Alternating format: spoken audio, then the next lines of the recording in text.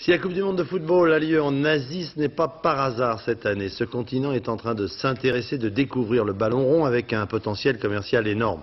La Chine en est le meilleur exemple. Son équipe nationale est sélectionnée pour la première fois. Ce sport était pratiquement inconnu jusqu'à présent dans le pays. Philippe Rochaud, Sylvain Guillaume. On ne trouve plus de place sur les terrains de foot de la banlieue de Pékin depuis que la Chine s'est qualifiée pour la Coupe du Monde. Toutes les banlieues se passionnent à présent pour le ballon rond, propulsé en première ligne des sports chinois, talonnant de près le ping-pong. J'adore le football depuis mon enfance, et encore plus depuis que j'ai vu la France remporter la Coupe du Monde. C'est la première fois qu'on est qualifié, et les Français, ils vont voir ce que c'est que le football chinois.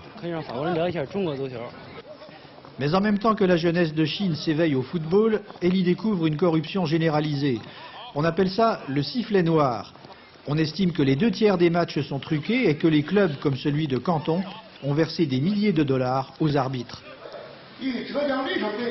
Pas une semaine en Chine où un club ne vienne s'expliquer, comme ici le patron du club de Changchun.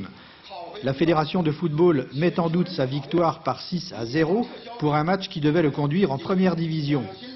Son club se défend d'avoir payé l'arbitre. Il a décidé de contre-attaquer avec avocat et plainte en justice. La fédération doit apporter des preuves et montrer quel règlement nous avons violé. Mais ces affaires de corruption ne découragent pas les Chinois qui se retrouvent dans ces restaurants de supporters pour y goûter à leur sport favori. Nous, on aime bien regarder les matchs entre la Chine et l'étranger, parce que maintenant, les Chinois, ils peuvent se comparer aux autres. Pastèque Coupe du Monde, crêpes Zidane, nouilles filet de but, les Chinois se donnent sans retenue à leur nouveau sport favori. Depuis 1981, on essaye d'entrer dans la Coupe du Monde, mais on a tout le temps perdu. Et cette fois, on vient enfin d'y arriver.